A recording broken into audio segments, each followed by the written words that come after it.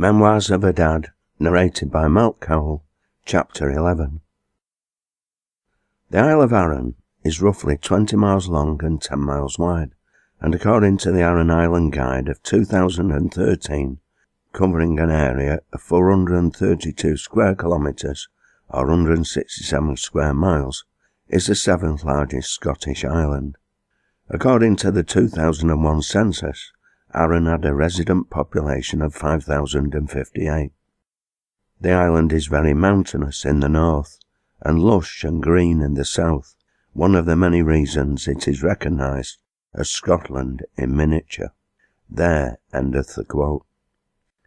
Arran, like the Aberdeen Isles further north, and from whom it is separated by the peninsula of Kintyre, has a long history of human occupation by successive generations of Picts, Celts, Lowland Scots and Norse, all of whom migrated to those western shores following the basic human impulse to go forth and multiply and populate the earth, egged on no doubt by a simple belief that the grass is always greener on the other side of the hill.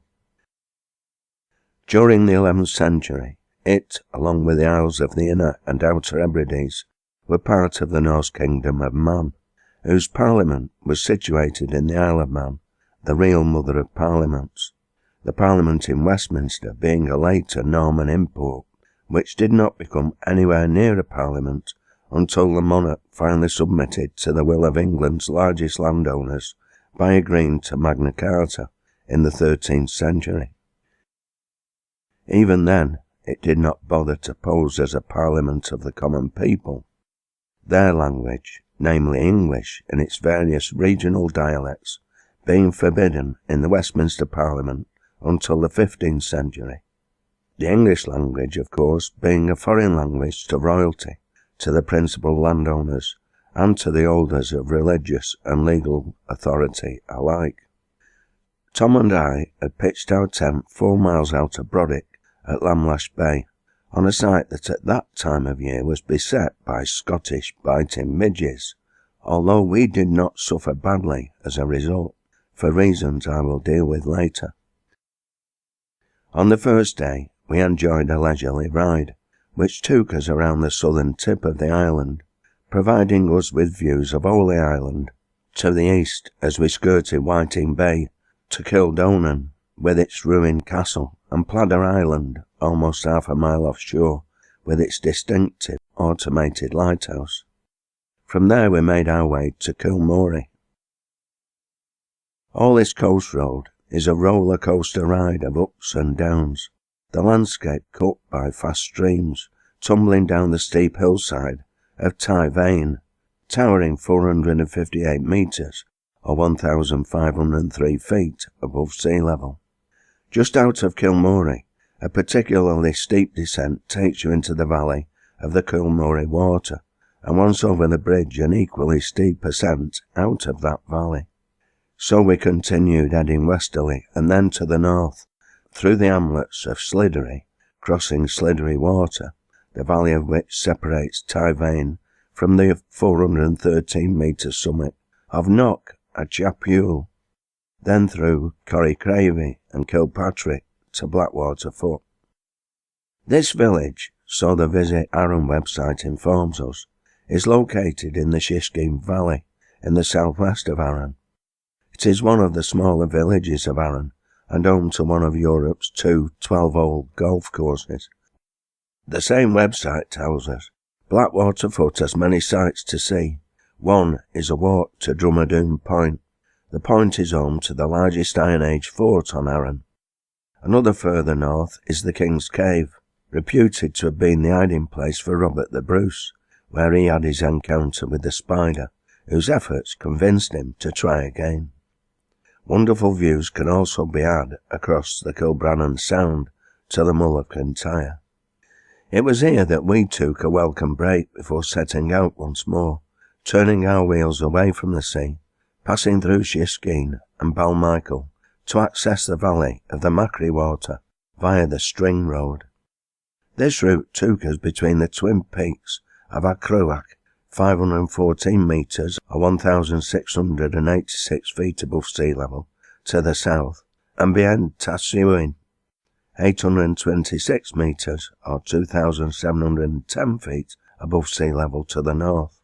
The road itself peaks at 230 metres or 750 feet above sea level, and once over the top, you'll be soon enjoying stunning views of Goat Fell, Arran's highest peak, standing at 874 metres or 2,867 feet above sea level, towering to the north above Brodick.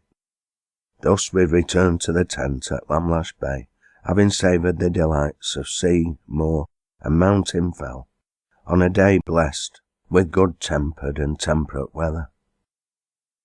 By now, although we were only just completing the first week of our holiday, I was in truly nomadic mode, having lost all sense of hourly time, our day being governed by the rising and setting of the sun, and the miles we covered on the tandem. The next day, which happened to be Saturday, I think, we spent quietly exploring Brodick during the day and the shore of Lamlash Bay in the evening. On the Sunday we cycled up the eastern coast to Loch Ramsar, where we embarked on the short ferry trip to Cowle on Kintyre, to begin the next stage of our journey north to Oban, crossing the peninsula to Whitehouse, and then taking the coast road to Tarbert, and so into the area of Knapdale in Argyll and Bute, our route now taking us along the coast of Loch Fyne to Loch Gilphead, on the outskirts of which town we pitched our tent once more, another 41 miles completed.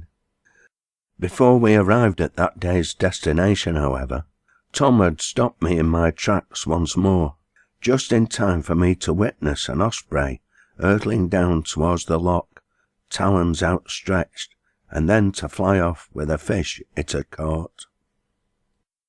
The next day we again struck across country, heading north to Ballucraig and Melfort, Kilninver, and finally Oban, where we quickly found another simple campsite, and made acquaintance with a young Scottish couple from Glasgow, who pitched their tent not far from ours.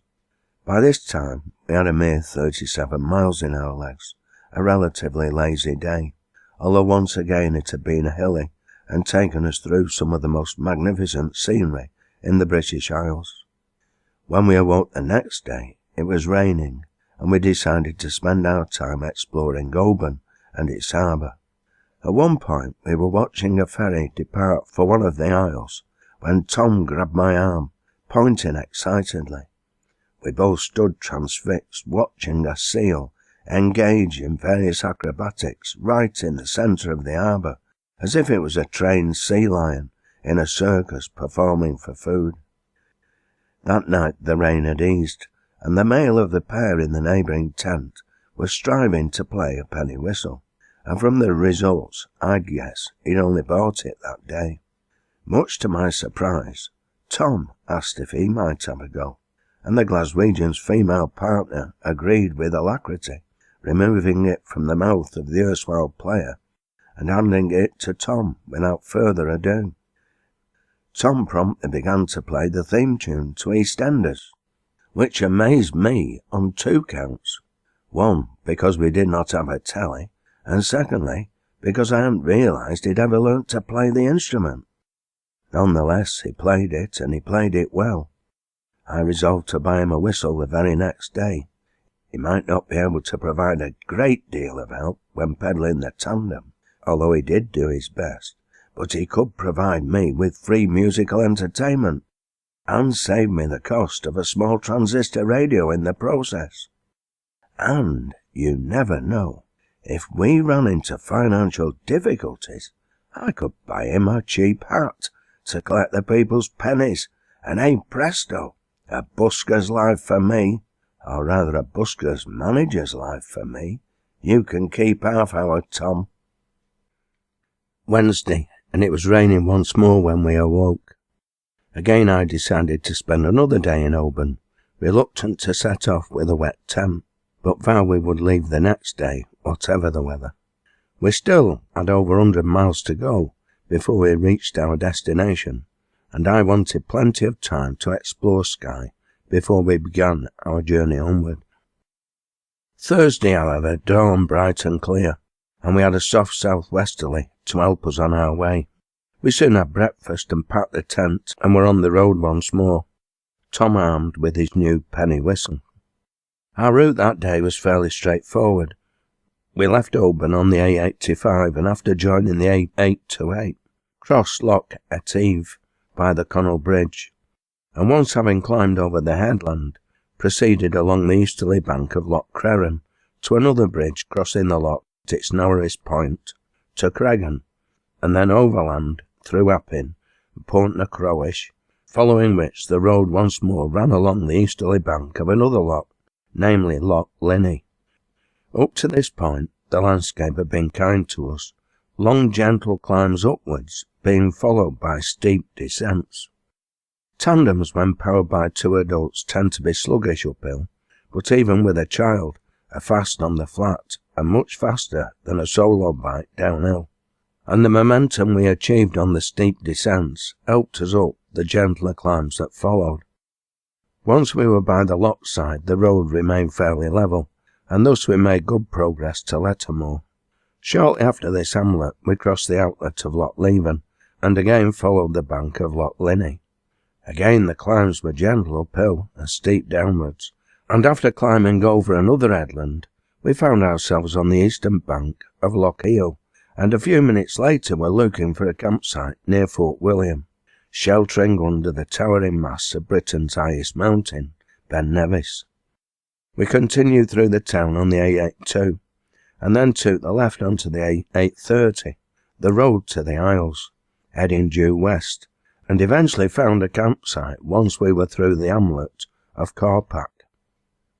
With a tent pitched, we went back into Fort William to find a suitable place to quench our thirst and fill our bellies, before returning to our tent once more. The next day was Friday, the end of the second week of our holiday, and I was determined we would lay our heads down near the shore of Loch Sligachan, from the Gaelic meaning place of small shells, on the Isle of Skye. Once more both Tom and I slept well, another 50 miles in our legs and 69 to go. Our route the next day continued along the northern bank of Loch Eel to its most westward point at Drumsally, where we began to climb again, before dropping down to the northerly tip of Loch Shiel and the village of Glenfinnan, with its magnificent curving railway viaduct and its monument, the latter commemorating the gathering when Bonnie Prince Charlie awaited the loyal clans in 1745 before he marched south to claim his rightful throne in London. The Jacobites marched via Manchester, crossing the River Mersey close to Ford Lane at Didsbury, and then went as far as Derby before the Prince's generals advised him to return home. Evidently the Jacobite army had halted in South Yorkshire near Rotherham, having worn out their shoes, and they sent runners back to Scotland for 2,000 pairs of brogues. Inevitably the message got mixed up between the relay of runners, and the Scots sent 20,000 rogues, who, legend tells us, live in South Yorkshire to this very day. The viaduct carries the West Island line, which then winds on to its final destination of Mallaig, and our road followed its course, heading steeply uphill out of the village over to Loch Eelt, and overland again to Loch Nan Uari, which is spelled U-A-M-H, and is Gaelic for cave. Another trip overland, and we finally hit the open sea coast of the Atlantic, and our route began to swing northwards to Mallaig itself. After another 37 hard miles, both Tom and I welcomed the rest, whilst we waited for the ferry that would take us over to Skye. Once aboard, we enjoyed the trip, which was a little choppy, but both Tom and myself were good sailors, and 30 minutes later we were back on dry land in the port of Armadale. That night, with a total of 69 cycling miles to our credit, we pitched our tent by the mid-inhabited shore of Loch Sligachan, and retreated to the welcoming bar of the Sligachan Inn for some good food, even better beer for me, and obnoxious coke for our Tom. We'd been on the road for a total of 14 days, and had now completed 440 cycling miles, not counting the miles spent touring around Arran and messing about in Oban, and the vast majority of those miles had been through hilly country. Taking into account Tom's age and the fact we had transported our portable home and sleeping bags, spare clothing and cooking equipment, I was more than happy with his and my performance. That night, Tom played the Skye boat song on the penny whistle, a tune I'd often hummed to him as I cradled him in my arms when he was a little baby, before tucking him up in his cot. The following is my rendition of the same tune.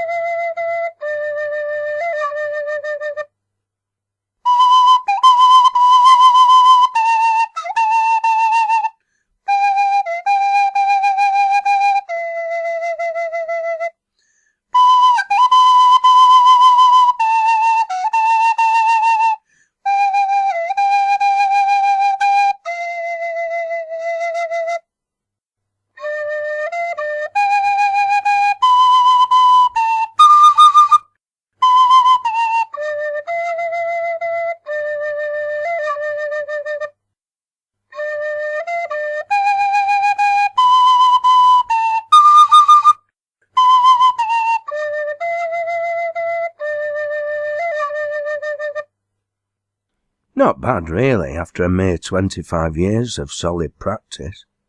Luckily, dear listener, you haven't been subjected either to my humming or worse still my singing, so you can count yourself very lucky indeed.